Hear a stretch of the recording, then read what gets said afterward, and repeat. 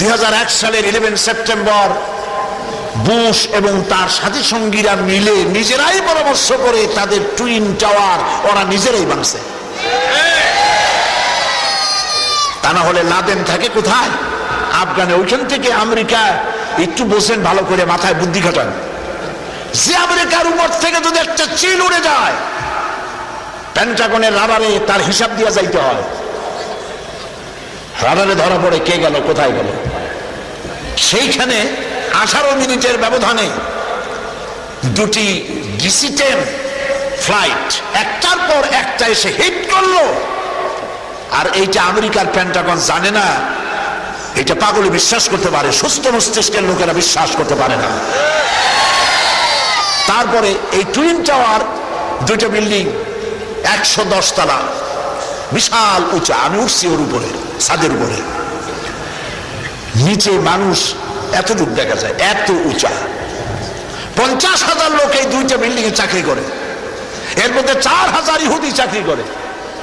যেদিন ঘটনা ঘটলো আপনারা পত্রিকায় দেখেছেন, 4,000-এর একটাও যায় নাই। কেন গেল না? গেল 1 নম্বর।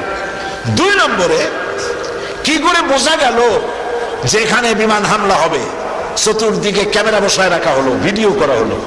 এই ভিডিওটা হইল কেমনে? পূর্ব পরিকল্পিত না হলে?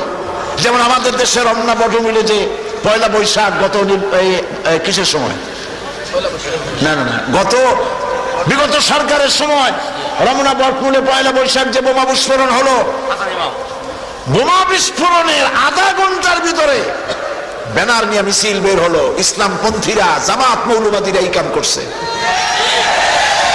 প্রিয় ভাই সব, একটা পাগলেও একটা শিশু বোঝে একটা ব্যানার লিখতে অন্তত 1 ঘন্টা সময় লাগে, আধা ঘন্টা সময় কালি শুকাইতে লাগে।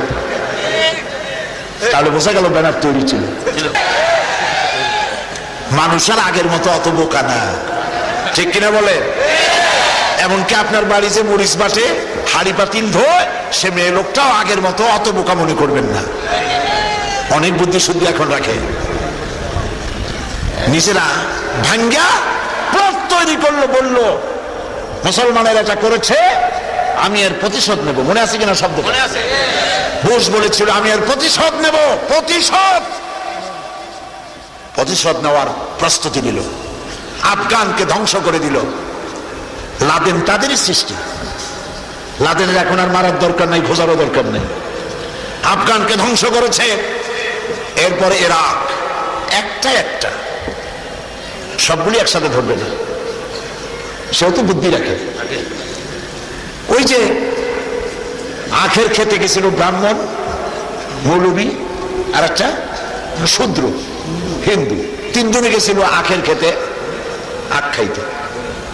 বাড়িওয়ালা এসে নাকি কি সর্বনাশ, আখ তো খায় শেষ করে ফেলাইলো 3 জনে।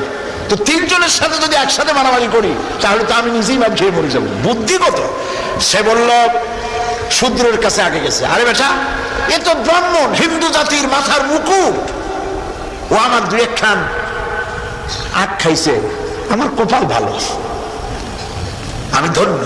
আরে আমার জাতের মৌলবী, সে 2-1 আখ খাইছে, তাতে ক্ষতি কি?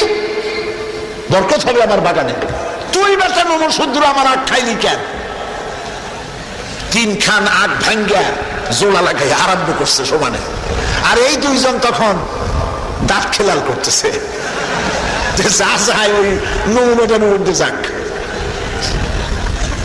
ওরা চিৎ করে ভালাইয়া ধরছে বার ব্রাহ্মণ রে। আরে বেটা ব্রাহ্মণ, এটা আমার মৌলবী, আমার ধর্মের নেতা, ও আমার 2-1 খান আখ খাইছে, তাতে তো আমি ধন্য হয়ে গেছি, তুই বেটা খাইলি কেন?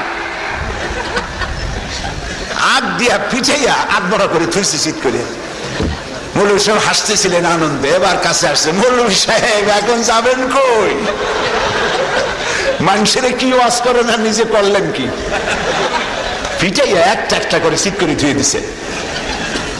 প্রিয় ভাই সব, মধ্যপ্রাচ্যের রাষ্ট্রপ্রধান যারা অধিকাংশ হারামখোর, যদি হারামখোর না হতো তাহলে এই ছিল this is the peak hour, high time. রাষ্ট্রপ্রধান, সব মুসলিম রাষ্ট্রপ্রধান একত্রিত হয়ে কাবা শরীফের গিলাফ ধরে চিৎকার দিয়া কাঁদত আর বলে দিত, আমেরিকা তোর সাথে আমাদের কূটনৈতিক বাণিজ্যিক সব সম্পর্ক ছিন্ন করে দিলাম। আমাদের দেশে কোথাও তোর সৈন্যরা পা রাখার জায়গা পাবে না। হয় শহীদ মরে যাব, শহীদ হয়ে যাব, নইলে ঈমানের জীবন যাপন করব, সম্মানের সাথে বেঁচে থাকতে চাই না। এই কথা যদি বলতো কাফেরেরা সুযোগ পেত না, ঠিক কিনা? আজ আমার ভাইকে মারার জন্য আমার বাড়ি ছেড়ে দিয়েছি।